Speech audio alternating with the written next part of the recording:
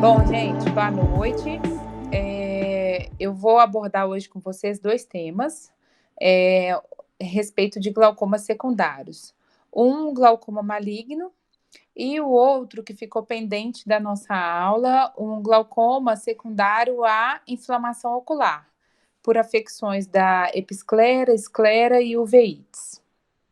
Então, começando a falar sobre o glaucoma maligno, a gente sabe que é uma condição rara, porém bastante grave, né? Em geral, ela tem um acometimento aí de 2 a 4% em olhos que já têm, né, características de um fechamento angular, em olhos menores. E ela é extremamente resistente ao tratamento clínico e cirúrgico. Então, por isso a gravidade dela, né? E por isso o termo glaucoma maligno, né? Esse termo maligno, ele traz para a gente justamente a dificuldade em ter um tratamento eficaz. E como que ocorre essa condição? Essa condição, ela resulta, então, da rotação anterior do corpo ciliar com direcionamento do humor aquoso posteriormente para a cavidade vítrea.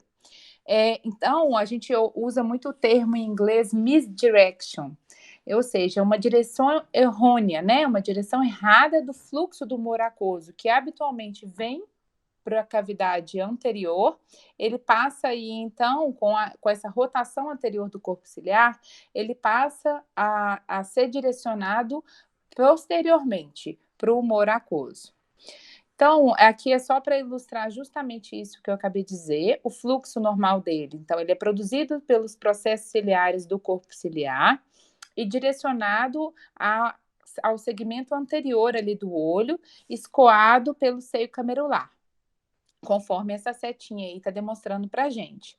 E o que acontece, então, no glaucoma maligno? No glaucoma maligno, o corpo ciliar ele sofre uma rotação anterior e o fluxo do humor aquoso é direcionado, então, posteriormente em direção à cavidade vítrea. Sendo assim, formam-se bolsões de aquoso na cavidade vítrea, como ilustrado nessa figura, que vai gerar, então, uma hipertensão posterior, jogando todo o segmento do olho à frente, né? Anteriorizando aí a lente cristaliniana, a íris, tudo para frente, tudo será empurrado igualmente com essa força desses bolsões de humor aquoso na cavidade vítrea, vai gerar essa força toda de posterior para anteriormente. Desculpa aqui meu celular aqui. O glaucoma maligno é uma condição que ele pode ocorrer espontaneamente ou após alguma cirurgia ocular, ou até mesmo procedimentos a laser. Habitualmente, o que a gente vê na prática é que após fasectomia é o mais comum da gente observar um glaucoma maligno. A trabeculectomia, inclusive por uma descompressão brusca, às vezes, no olho, um olho hipertenso, e aí gera, né, faz a TREC, e aí gera uma hipotensão, né, ou seja, uma mudança brusca ali na pressão intraocular desse olho, e isso às vezes favorece essa rotação do corpo ciliar para direcionar o fluxo do humor aquoso posteriormente. Ela pode acontecer, então, no ato cirúrgico, dias, meses ou anos após a intervenção cirúrgica. Não há um fator preditivo ao glaucoma maligno. A gente sabe que fatores oculares como o olho pequeno, que são fatores semelhantes a um glaucoma um glaucoma de ângulo fechado, o olho pequeno, hipermétropes, então são fatores predisponentes, câmara anterior rasa, menor curvatura corneana. Então, todos esses fatores são predisponentes à ocorrência, né, do glaucoma maligno. Mas o que a gente tem que pensar é o seguinte, é que um olho pequeno, ele vai ter uma propensão muito maior nessa descompressão brusca e nessa rotação do corpo ciliar do que um olho grande, com a pressão normal. Então, ele vai acomodar muito melhor mudanças de fluidos, né, que é o que tem a ver aí com essa condutividade vítrea reduzida, então ele acomoda muito melhor um olho grande, né, ele vai ter menor propensão ao glaucoma maligno. A frouxidão zonular espontânea ou induzida por miópticos, os mióticos são, um exemplo, né, é a pilocarpina, então o uso de pilocarpina também pode ocasionar o glaucoma maligno. Propensão à expansão coroidal. Então, qualquer força posterior que faça com que o corpo ciliar favoreça essa rotação anterior do corpo ciliar e essa direção errônea do fluxo do humor aquoso, não para a cavidade anterior e sim para a cavidade posterior do olho. Então, é importante a gente saber isso, que não é um fator preditivo. Nenhum desses fatores a gente alerta a gente da seguinte forma: esse olho aqui tem um diâmetro anterior reduzido, então vai ter um glaucoma maligno. Não, ele tem maior risco de ter, não quer dizer que ele vai ter. O que a gente sabe que a gente tem que ter um cuidado a mais é o que eu chamei a atenção aí, que o olho contralateral, ele sim apresenta uma predisposição ao desenvolvimento. Então, se a gente operou um olho, se a gente fez uma intervenção em um olho e esse olho evoluiu com um glaucoma maligno, o olho contralateral desse mesmo paciente, ele apresenta sim um risco. Então, a gente tem que ponderar risco e benefício de uma intervenção nesse outro olho, né? No olho contralateral, por esse risco aumentado aí de glaucoma maligno.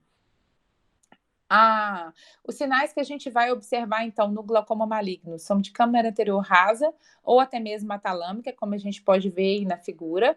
A pressão intraocular, geralmente, ela varia entre 40 a 60 milímetros de mercúrio, porém, é possível a gente observar glaucoma maligno em pacientes normotensos, né, com a pressão intraocular sem estar alterada.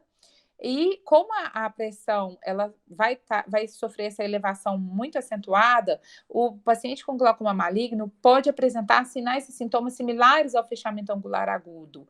Quais são esses sinais e sintomas? Os sinais: câmara anterior rasa, a hiperemia ocular, né, uma congestão ocular, os sintomas: dor, embaçamento, náusea, tudo que um paciente com fechamento angular agudo vai apresentar também.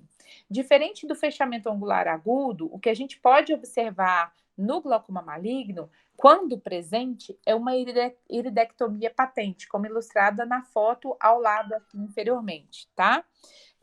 Então, a iridectomia patente, a gente descarta um bloqueio pupilar, porque no bloqueio pupilar, a iridectomia não estará patente, para que ocorra, né, o bloqueio pupilar.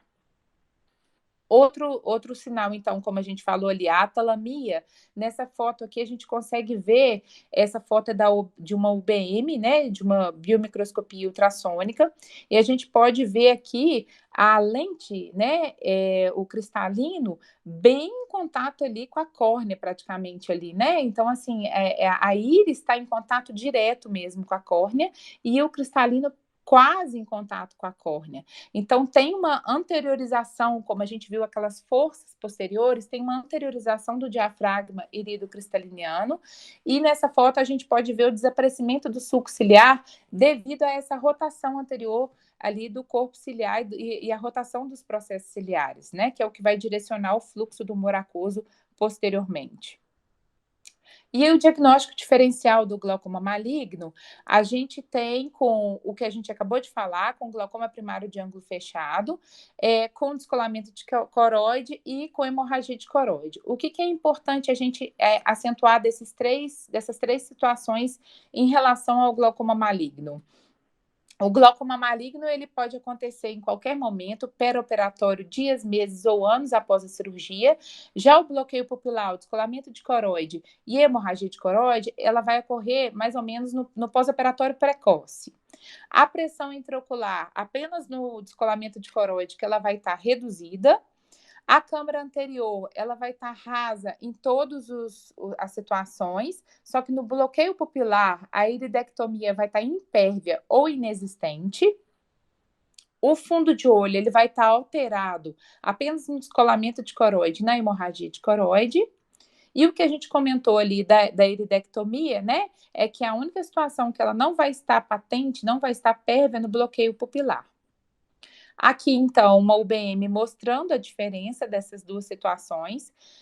A gente tem aqui à nossa esquerda, então, o glaucoma maligno, que mostra aquela anteriorização de todas as estruturas oculares com atalamia. E à nossa direita, a gente tem um fechamento angular primário agudo, em que a gente vê ali, ó, a lente cristaliniana, o LC, em contato ali com que é o izinho ali, né? Então a gente vê uma câmara anterior, que é o AC, presente, o que a gente não vê no glaucoma maligno. Então é diferente a anatomia, a fisiopatologia e a anatomia dessas duas situações, né? O que a gente presencia aí, o que a gente pode evidenciar pela microscopia ultrassônica, pelo BM. Aqui, de novo, mostrando a diferença que a gente vai ver já na biomicroscopia da lâmpada de fenda. Quando a gente faz um corte óptico, a gente vai ver que no glaucoma maligno o paciente não tem uma câmara anterior nem na região central. No fechamento angular primário agudo, o paciente ele vai apresentar uma câmara anterior central formada. Perifericamente, é que essa câmara anterior vai estar rasa ou ausente. E o tratamento clínico do glaucoma maligno? A gente vai usar os parasimpaticolíticos, que é atropina e ciclopentolato, com a finalidade de reverter a rotação anterior do corpo ciliar. Então, com o uso da atropina e ciclopentolato, vai tensionar ali o diafragma iridocristaliniano. A supressão da produção do humor aquoso oral ou tópica, a gente vai poder utilizar, né, o beta-bloqueador, maleatimolol, o tartarato de brimonidina, a dorzolamida. A dorzolamida é um inibidor da anidrase carbônica, a gente pode usar ela tópico, né, que seria dorzolamida, ou por via oral, que seria o diamox. Os hiperosmóticos, que a gente poderia até lançar a mão do manitol, né? E essa ação do hiperosmótico, ela faria, então, uma contração vítrea, diminuindo essa pressão posterior ali, que é o que ocasionou essa rotação do corpo ciliar e toda a fisiopatologia mesmo do glaucoma maligno. Os mióticos são contraindicados, né? Eles vão agir em oposição ali aos parasimpaticolíticos, e vão, então, favorecer, né, vão relaxar ali o diafragma iridocristaliniano e favorecer essa rotação. O tratamento cirúrgico, a iridectomia, quando ela já não estiver, né, presente. Em paciente fásicos, ou seja, com cristalino, a gente pode propor uma vitrectomia com ou sem facectomia. Em pseudofásicos, a gente pode fazer a vitreólise com IAG laser, que seria o rompimento, né? Como o paciente vai estar ali só com a lente, não vai ter o cristalino, a gente pode romper a hialoide anterior, né, tirando aquela pressão dos bolsões de aquoso ali na cavidade vítrea. A vitrectomia zonulealoide via câmara anterior, que é ilustrada nessa foto ao lado. Nessa foto ao lado, então, o acesso à câmara anterior via uma iridectomia pérvia. E a ciclofotocoagulação a laser, ela deve ser considerada quando nenhum tratamento desses surtir efeito, né? Foi eficaz. E falando, então, sobre o segundo tema, o glaucoma secundário à inflamação ocular. O que eu queria passar aqui para vocês? A minha intenção, falando sobre glaucoma secundário à inflamação ocular, não é ensinar o que é episclerite, esclerite, todos os tipos de uveíte. Isso eu acho que a gente tem que estudar detalhadamente cada um desses subtipos. Mas o que eu gostaria hoje aqui é passar o raciocínio para vocês de como essas afecções, como essas patologias podem ocasionar um glaucoma secundário. Então, quando a gente fala, por exemplo, das episclerites, das esclerites, a gente tem duas formas de desencadear um glaucoma secundário, de ângulo aberto e de ângulo fechado. O glaucoma de ângulo aberto, nesses quadros de inflamação ocular, eles ocorrem por edema na malha trabecular, que vai causar, então, igual a gente tem essa foto aí bem à esquerda, esse edema vai causar uma resistência, uma redução no escoamento do humor aquoso. Com isso, uma hipertensão ocular. O aumento da pressão venosa episcleral iria causar uma hipertensão também ocular, secundária a uma resistência maior ao escoamento pós-trabecular. né? Após ali, né, a saída do canal de Schillen, né? Então, o moracoso seria escoado pela malha trabecular, iria para o canal de Schillen, e aí, com o aumento da pressão venosa episcleral pela congestão dos tecidos adjacentes, isso poderia levar a uma resistência maior a esse escoamento. Um glaucoma cortisônico nos casos de inflamações crônicas, com o uso de corticoide a longo prazo. Aí, os pacientes córticos sensíveis poderiam evoluir com um dano na malha trabecular, né, que é o curso natural mesmo do glaucoma cortisônico, e, consequentemente, aumento da pressão intraocular. O processo de ângulo fechado no glaucoma secundário à inflamação ocular ocorre por formação de gônias cinéticas. Essas gônias cinéticas, elas podem ser tanto anteriores, como essa ilustrada na foto do meio, como posteriores, como a gente vê ali a formação de uma membrana inflamatória pupilar e uma seclusão pupilar, quando fecha 360 graus ali o contato da íris com a cápsula anterior do cristalino, com aquela membrana inflamatória ali bem no eixo pupilar, e formando então uma íris em bombê, né? Uma íris estufada anteriormente, pela retenção do humor aquoso no segmento posterior ali do olho, que não consegue fluir através da pupila, né? Para o segmento anterior e ser escoado como processo natural. Então, poderia ser por essa formação de sinéquias, tanto anteriores quanto posteriores, ou por inflamação do corpo ciliar.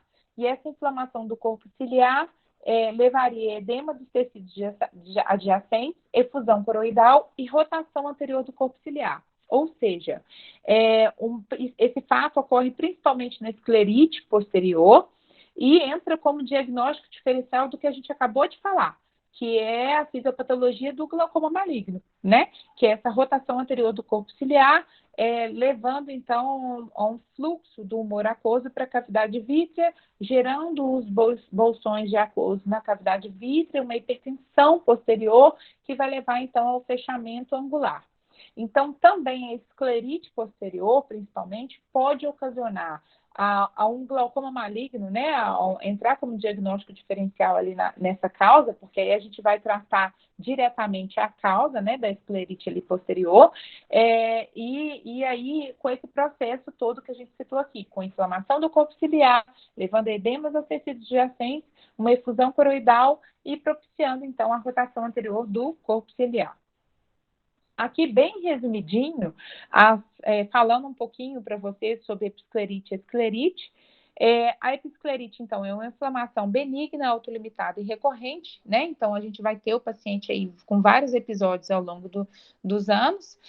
Acomete mais o sexo feminino, principalmente na quarta década de vida, pode ser uni ou bilateral, e ela tem as formas simples e nodular.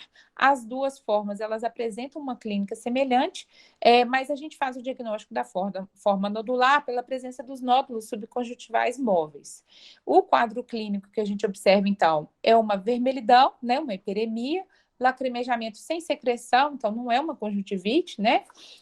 Quemose, a gente pode observar nesses pacientes, edema palpebral também pode ser observado, uma miose e uma miopia temporária. Já a esclerite é também uma inflamação crônica, recorrente, já tem uma gravidade maior, o paciente queixa mais, né, de um desconforto ocular, de dor, e dependendo de qual esclerite, ela é potencialmente destrutiva. Também acomete mais mulheres entre 40 e 60 anos. 50% dos casos das esclerites restringem-se ao olho, 30% estão associados à artrite reumatoide e 20% a outras patologias como granulomatose de Wegener, lúpus, poliarterite nodosa, herpes zoster e outras causas. Desculpa, a Laurinha me chamando ali, gente. O que é importante a gente saber é que os casos de esclerite mais associados à artrite reumatoide, eles têm uma evolução de pior prognóstico, eles têm uma pior resposta ao tratamento. As formas de esclerite, então, a gente tem a esclerite anterior e a esclerite posterior. A esclerite anterior, a gente tem a difusa, nodular, que tem um quadro de maior benignidade, e a necrosante, com ou sem inflamação. que aí a gente vai ver um tecido avascular necrótico, com afinamento da esclera, com exposição uveal, então que aí vai ter um comprometimento maior para o paciente. A esclerítico posterior, como a gente disse, que pode até ocasionar, né, aquela questão da rotação do corpo ciliar e com um glaucoma maligno. Então, também tem uma evolução de pior prognóstico. E o glaucoma secundário ao veite, eu resolvi separar para poder facilitar esse raciocínio que eu gostaria de passar para vocês. Então, um glaucoma secundário ao veite, a gente poderia ter, eu repeti essas figuras para vocês verem que aqui a gente está falando desse mesmo raciocínio. O raciocínio se perpetua, ele se mantém, então é da mesma coisa, um glaucoma de ângulo fechado. Só que na uveíte, eu gostaria de chamar a atenção para vocês que a gente pode ter 3 situações com o paciente: pressão aumentada, hipertensão, hipotensão e o paciente normotenso.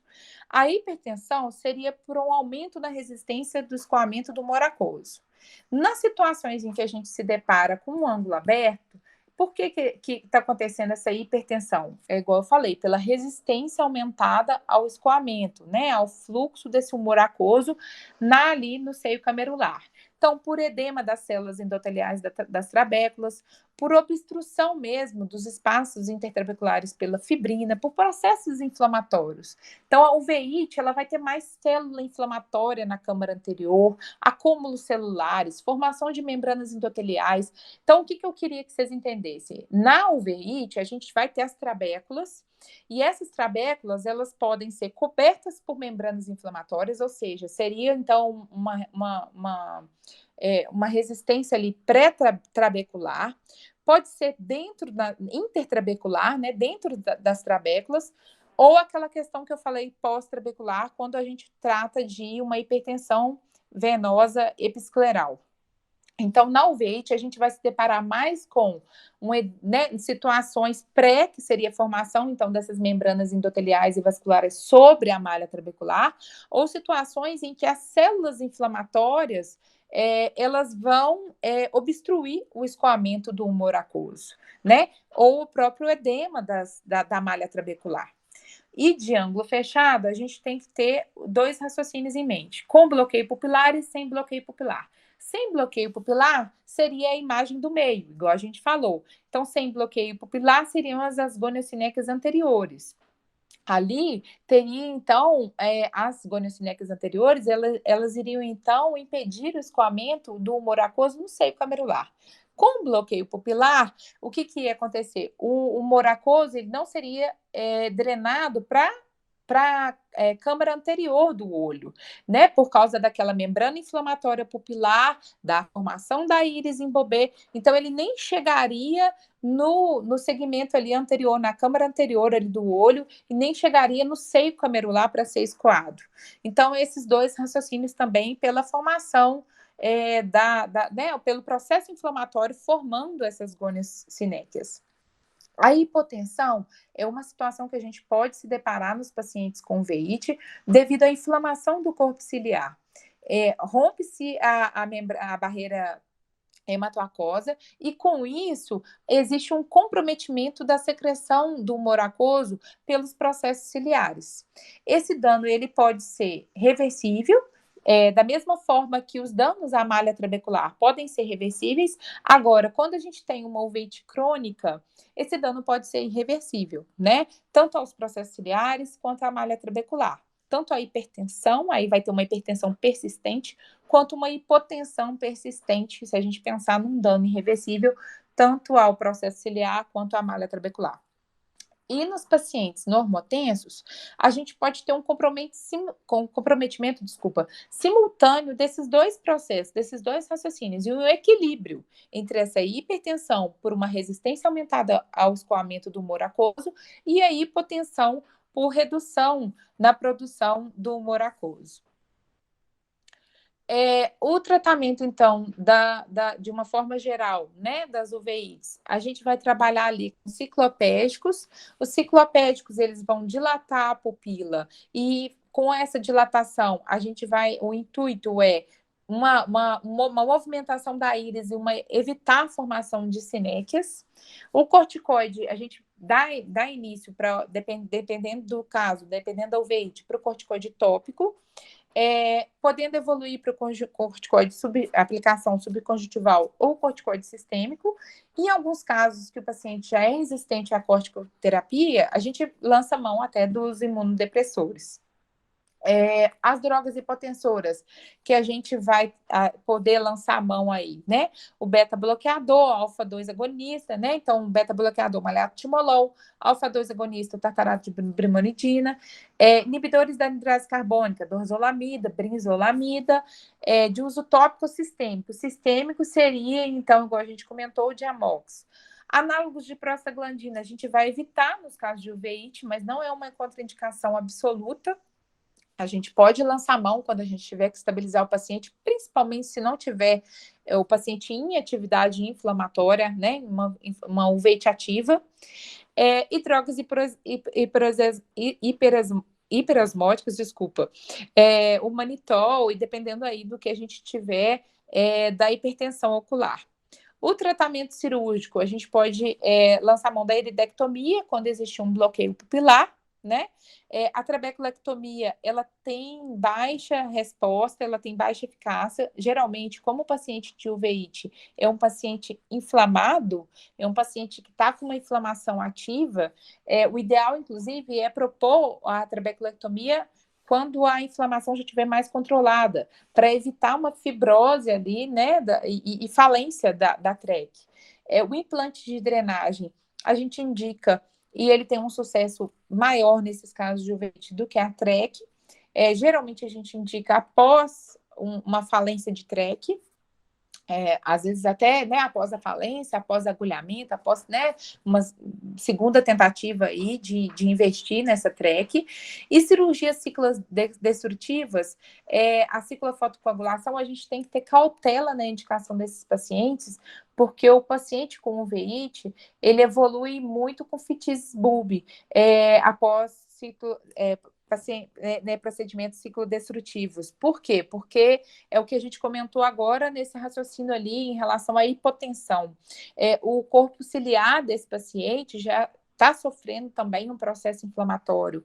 Então, as cirurgias ciclodestrutivas, elas vão levar, né, vão não matar, né, mas o corpo ciliar, mas o intuito da cirurgia ciclodestrutiva é realmente diminuir a produção desse humor aquoso. E aí a gente não tem como mensurar, esses pacientes, eles são mais sensíveis a essas cirurgias, e aí podem evoluir com maior chance a fitises bulbi. Então... Érica, Oi. Só uma curiosidade, esse implante de drenagem geralmente fica quanto tempo? Ou é ad eterno? Assim? Ad eterno. Se ele não for instruído, se ele não sofrer extrusão, o implante de drenagem, ele fica... quando a gente faz o tubo, né? Que e aí tem diversos tipos de tubo, a gente implanta o tubo, a gente abre o olhinho, faz um pertuito, coloca um PET escleral, justamente para não ter irritação e evitar a extrusão. E aí, depois acho que sou eu mesma que vou dar essa aula para vocês, né, de procedimentos cirúrgicos, e aí eu vou falar para vocês sobre isso. A gente planta o tubo com uma distância certa, ele tem um prato que a gente chama, né, que é onde é o coletor ali, do fluxo ali do humor aquoso, e esse prato, o tubo, vocês já viram um tubo? Eu já vi um tubo uma vez, mas... Isso. O tubo, então, não sei se vocês estão vendo, é porque eu tô falando com o meu celular, gente, tô dando aula com o meu computador, desculpa, viu? Mas é pelas dificuldades técnicas aí do meu computador que não direto dá problema. O tubo, então, ele tem um prato, assim, redondinho, com um tubinho mesmo. Esse tubinho, a gente coloca dentro do olho, né? Faz o pertuito para esse tubinho, coloca do olho com cuidado para ele não tocar a córnea, para ele não tocar o cristalino, né, se o paciente for fáscico. E esse prato, ele fica a uma distância certa ali do olho para justamente evitar reação. Por que nos casos de uveíte, eu falei com vocês que a chance do tubo é de dar mais certo do que uma TREC? Porque o tubo existe esse prato que é ele não é virtual, ele é um espaço real. Já a track é um espaço virtual, né? Que a gente faz ali com a própria conjuntiva, e o que vai manter a conjuntiva, a bolsa elevada, é a existência do líquido ali na track. E aí, se o paciente já é inflamado, como é na uveíte, ele já está num estado pró-inflamatório, ele vai tender mais à fibrose, a fechar a essa bolsa, a esse espaço virtual, então a colabar, ou seja, a falir a track. No tubo, não tem como colabar, porque o tubo está ali, o prato está ali.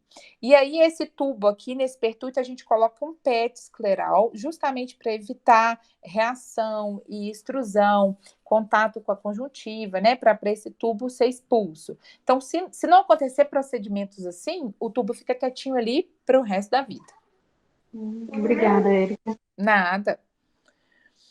Então, falando aqui um pouco, como eu falei, de episclerite e esclerite, então, de uma forma bem rápida, para não ficar cansativo, que isso aí eu acho que a gente tem que estudar a fundo, né, todas as uveites, mas o que eu realmente gostaria era de passar esse raciocínio do glaucoma secundário a esses processos, a essas patologias.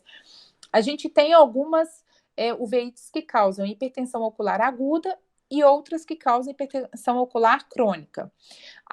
Uveites que a gente pode ter que causam hipertensão ocular aguda é a crise glaucomatociclítica, que é a síndrome de Posen-Schoslen. Ela comete mais, então, indivíduos de entre 20 e 50 anos, geralmente unilateral. Ela é recorrente, não tem um período certo para essa remissão e duração da doença. Então, ela pode apresentar num paciente que teve um quadro semelhante a anos atrás, ou um paciente que está tendo mês a mês. Então, essa remissão, ela é variada, não tem um padrão fixo.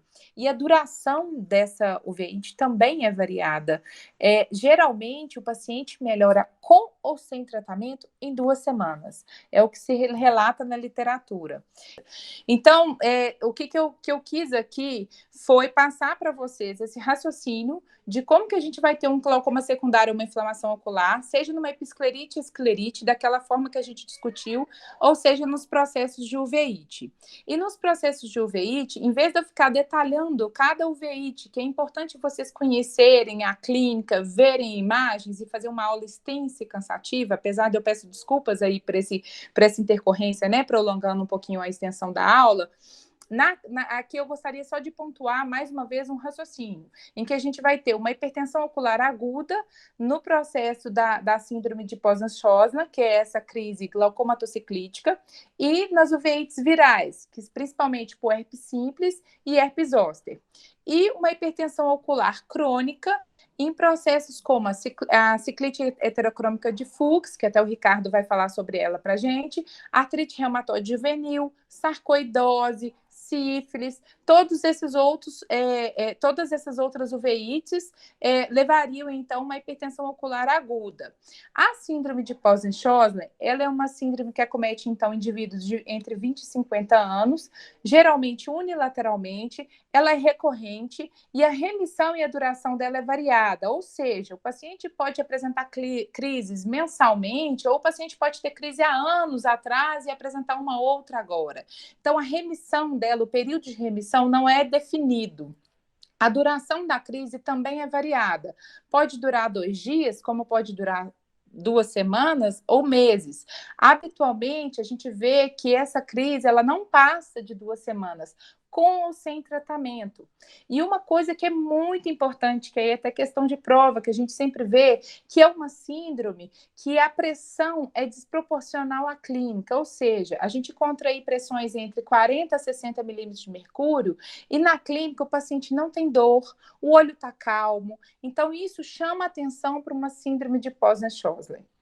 A de uveites virais, né, no herpes simples, a ceratouveite, ela vai ser intermitente e já nesse caso a pressão relaciona ao processo inflamatório. Então a gente vai se deparar com uma pressão elevada, não tão elevada quanto na Posen-Schosler, mas com um processo inflamatório ativo, que a gente percebe que tem uma uveíte claramente naquele olho.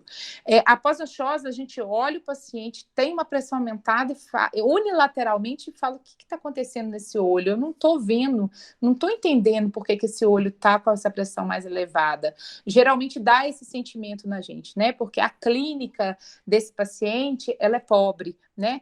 Só encontra uma pressão realmente elevada, a agonioscopia é normal, então isso diferencia um pouco, por exemplo, do herpes simples.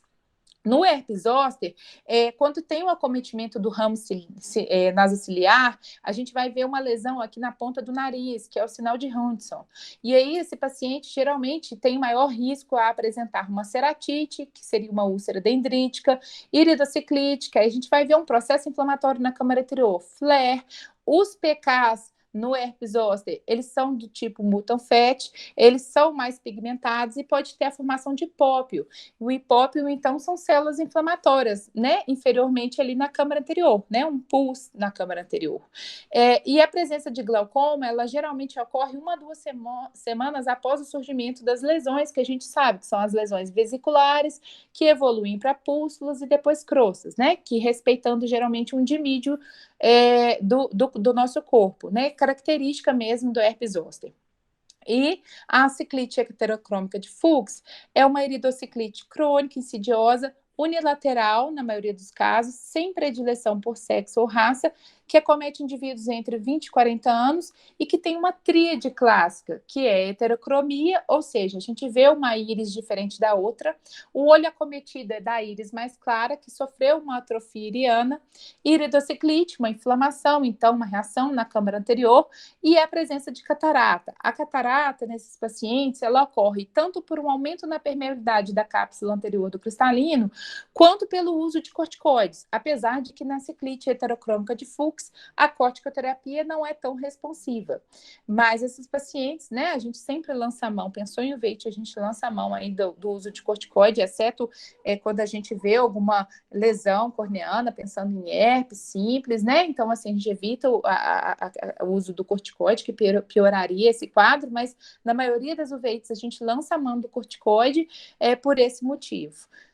E como eu disse, né, artrite reumatoide, sífilis, sarcoidose, granulonatose de Wegener, são outros exemplos de uveíte crônica, que aí a gente tem que estudar caso a caso. Mas realmente, o que eu gostaria de deixar como mensagem dessa aula, então, condensando todo o nosso conhecimento, o glaucoma maligno é algum processo que leva a um olho sofrer a rotação do corpo ciliar, levando ao fluxo do humor aquoso para a cavidade vítrea, levando, então, uma hipertensão posterior, levando todas as estruturas oculares, né? A lente cristaliniana, a íris, tudo em direção ao segmento anterior do olho, ocasionando um fechamento angular.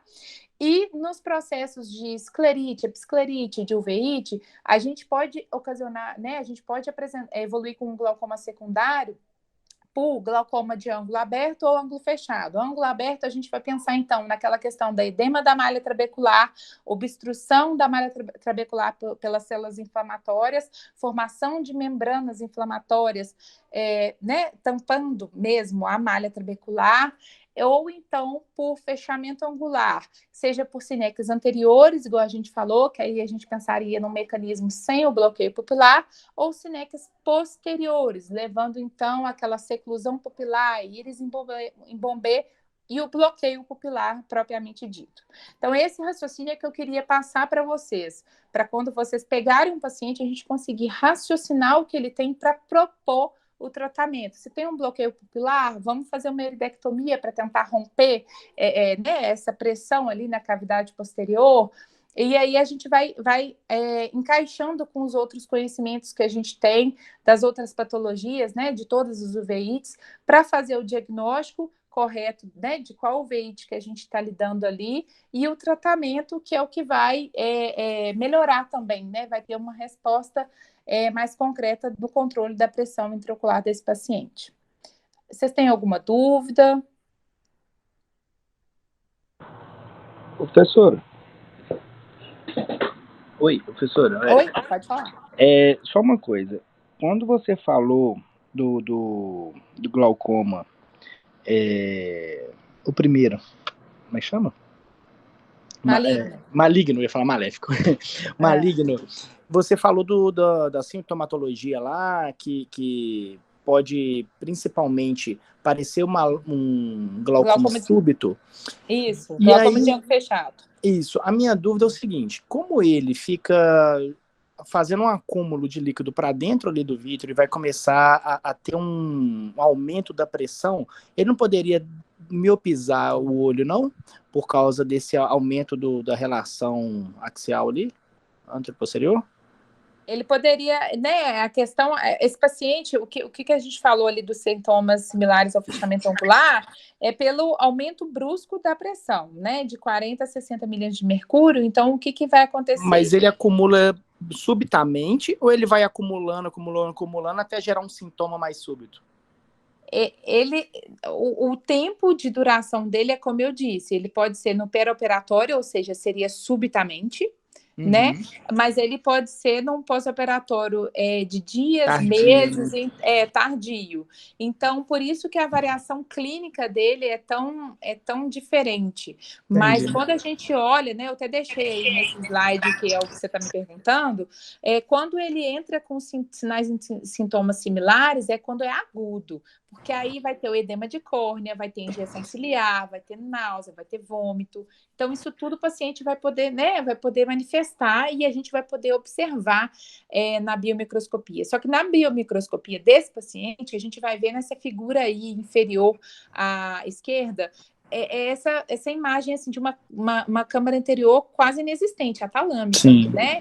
Então, assim, diferente do ângulo fechado, que na parte central a gente consegue ainda mensurar ali um pouco de câmara anterior. Não, tá bom. Obrigado. Nada. Mais alguma coisa? Podemos dar sequência com a aula? Bom, então é isso. Qualquer coisa eu estou à disposição para esclarecimento aí de vocês, né, das dúvidas. Acho que, Ricardo, você dá sequência? Estou aqui, professora. Então tá. Eu posso falar também, o sinal tá ruim. Vocês é quem sabe, então, né? Você prefere falar, Pedro? Pode ser. Eu não sei se vocês estão me ouvindo direito, porque meu sinal tá meio ruim aqui também. Tá bom, Pedro. Tá ouvindo? Sim. Então, peraí.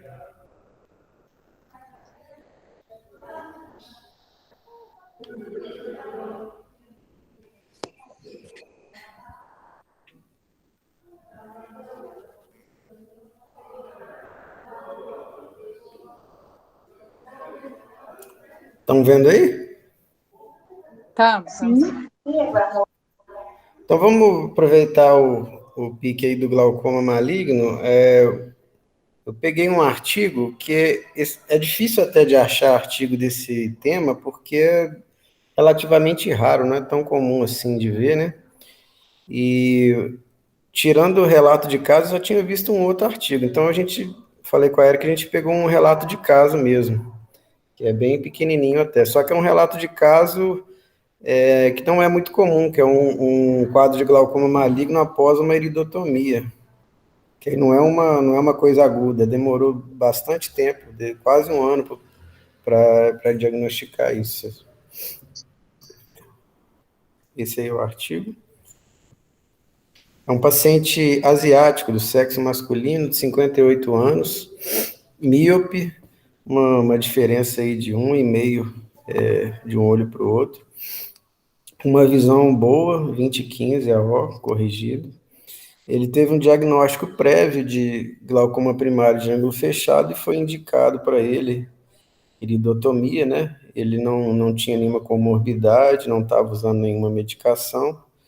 Foi feita a iridotomia periférica no olho esquerdo e quase um ano depois, quando ele voltou para uma avaliação, que foi suspeitado aí o glaucoma agudo. O olho estava calmo, o cristalino transparente, sem sinais de esfoliação. Foi feito uma gonioscopia, né? Estava com um ângulo bem fechado e a câmara estava bem rasa. Aí eles mostram aqui também uma UBM, uma biomicroscopia ultrassônica, que a gente consegue ver aí a câmara rasa, né, a rotação do corpo ciliar, o, o cristalino, mas jogando tudo para frente, né? Apesar Isso. A gente vê esse diafragma, né, iridocristaliniano, todo anteriorizado, né, ali na foto B. O interessante é que não relata um aumento de pressão, a pio estava ali mais ou menos, né? Então ele não devia estar com sintoma, devia ser um paciente que voltou para revisão, né? Ele não procurou numa urgência, né? Não simulou um glaucoma agudo, digamos assim, porque ele não fala em nenhum momento de sintoma, de dor, nem nada, pio normal. Parece que o médico observou isso só nessa avaliação mesmo, depois de um ano, né? Aí foi feito os exames, fez OCT, evidenciando atrofia de camadas de fibra nervosa, teve defeito de campo visual, mas no ultrassom, no EcoB, não tinha alteração. Uma coisa que eu achei interessante que ele comentou, até o Francisco falou, é que parece que o diâmetro axial tinha aumentado, não sei se é por conta disso, Érica, Não, teoricamente o diâmetro axial, né, uma miopização a gente pode até observar por essa hipertensão aí, né?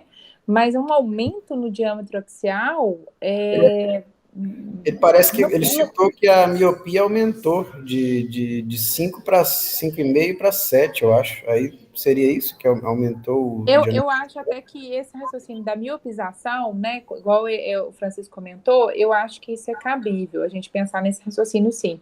Mas o aumento do diâmetro axial, a gente observa realmente pela hipertensão, uma hipertensão muito acentuada a longo prazo.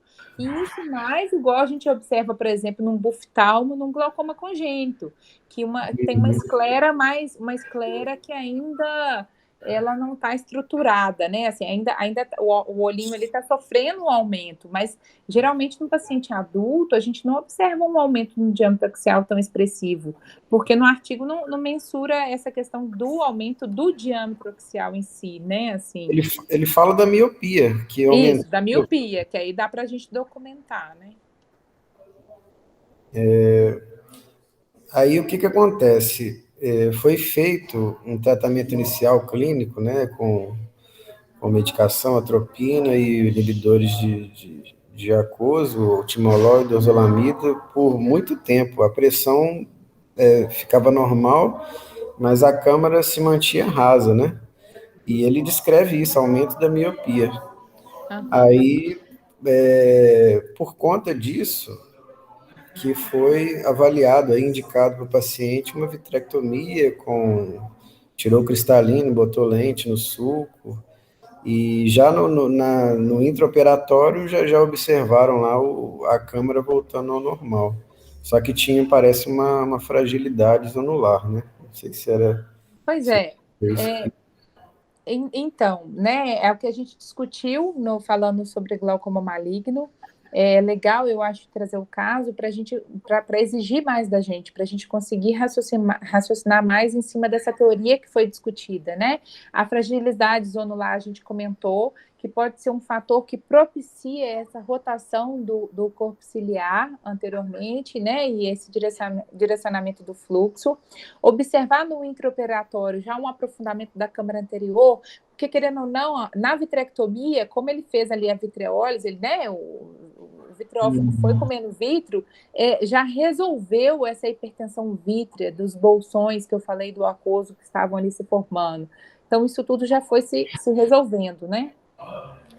Mas aí, no caso, se tem essa fragilidade zonular, isso poderia acontecer de novo? Poderia haver um outro glaucoma maligno no mesmo olho? Você fala após a vitrectomia? Porque a vitrectomia Não, porque já tirou ali essa descompressão, né? Tirou a hipertensão vítrea toda ali, né? Com o vitreófago ali, no processo, não tem motivo para né, acontecer uma nova rotação ali. Uhum. Aqui a imagem de como ficou, né? Depois da cirurgia. E o cristalino também ele contribui para isso, o tamanho, tem alguma uma relação de um cristalino grande também favorecer? Não. Esse eu não lembro. Isso. Então, o cristalino, ele ser grande, ele tem uma relação com glaucoma primário de ângulo fechado. Mas com essa rotação do corpo ciliar, não tem uma relação direta. Mas o que eu coloco para vocês raciocinarem? Teoricamente, todos os conceitos, quando a gente vai estudar glaucoma maligno, eles citam que os fatores biométricos de um glaucoma primário de ângulo fechado, eles entram como fatores predisponentes, não determinantes, mas predisponentes. Mas no raciocínio da fisiopatologia, eu não vejo a espessura cristaliniana atuando na rotação. Eu vejo uma câmara, né, uma fragilidade zonular, eu vejo um olho pequeno, sim, porque aí vai gerar a sensação do glaucoma maligno é alguma situação que está gerando alguma descompressão brusca. Então, por exemplo, esse caso mesmo de uma iridectomia, né, não vi o diâmetro anteroposterior antes, né, do olho contralateral também, mas assim, um olho pequeno que fez algum procedimento e que teve um estímulo a uma descompressão, né, a uma condutibilidade ali dos líquidos intraoculares que fazem que levam a essa rotação anterior, sabe? Que vão fazer essa predisposição a isso acontecer. Mas o cristalino ali, eu não vejo ele atuando no corpo ciliar que está aqui ao lado, entende? Mas assim, se tiver uma questão de prova em que eu tenho que marcar e todas as alternativas me citam, inclusive o aumento da espessura do cristalino, e me coloca, por exemplo, um olho grande para eu, como exceto, sabe, que está nitidamente errado, eu consideraria o aumento da espessura cristaliniana como se o autor daquela questão tivesse colocando também como um fator predisponente junto com os outros fatores do glaucoma primário de ângulo fechado. Deu para entender o que eu estou citando? Sim. Então, estou passando essa maldade do raciocínio para vocês. Mas olhando para essa imagem, tá ali o corpo ciliar ali ao lado, né? Eu não vejo uma relação lógica para o aumento do cristalino desencadear a rotação do corpo ciliar. Porque ele tirou, né? Ele tirou o cristalino, aí eu pensei que pudesse. Não, mas aí não, ele está reconstruindo as estruturas oculares, né? E como ele já estava fazendo um procedimento, né? Uma vitrectomia, e o cristalino estava lá tocando a córnea, o que ele fez ali foi uma reconstituição, que é o que eu até falei. No tratamento, a gente propõe no paciente fásico, ou seja, no paciente com cristalina, a gente vai propor vitrectomia com ou sem fasectomia. Vai depender do caso. E na discussão, ele coloca a fisiopatologia relativamente pouco entendida. Né? Ele cita essas questões anatômicas aí, como predisponentes e tal.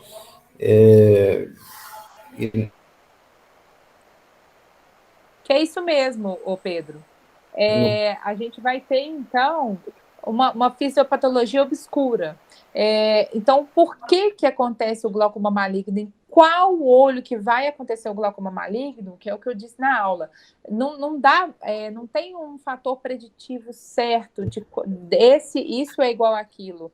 E não tem uma causa, né, uma etiologia concreta. Então, são fatores que a gente sabe que tem um maior risco, né, a desenvolver. Ele coloca como o que é mais comum de acontecer após procedimentos cirúrgicos, né? Mas eu até tinha mandado um glaucoma maligno após um CDPO, né? Isso. Após uma de curva. E o autor ele cita que ele só cita mais um artigo de glaucoma maligno pós-iridotomia e que nesse caso tinha sido resolvido com tratamento medicamentoso, não tinha precisado de vitrectomia, né? Ele falou que 50% das vezes a vitrectomia, o medicamento consegue eficaz. E agora o que eu achei interessante é que ele não descreve, né? Não parece um quadro de glaucoma agudo nesse caso, porque a pio não estava tão alto, estava mais ou menos, né?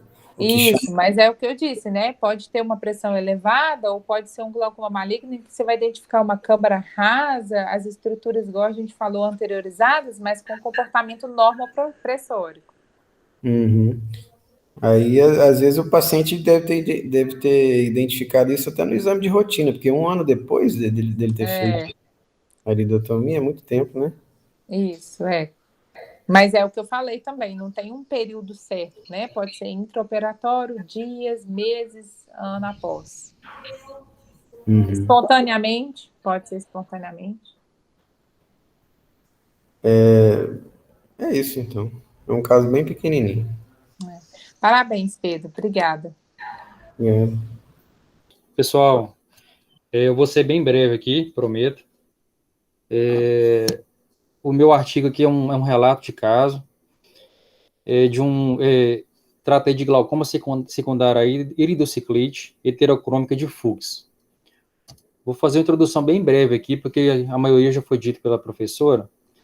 Então, ela foi inicialmente descrita em 1906 como uma variável atrofia e despigmentação do estromeriano e do pigmento epitelial, com a presença aí de precipitados ceráticos e catarata.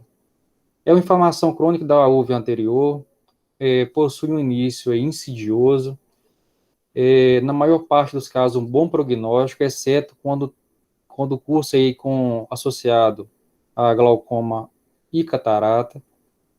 Ela é responsável por 2 a 3% de todos os casos de uveites, e o glaucoma vai estar presente em aproximadamente 15 a 59% dos casos.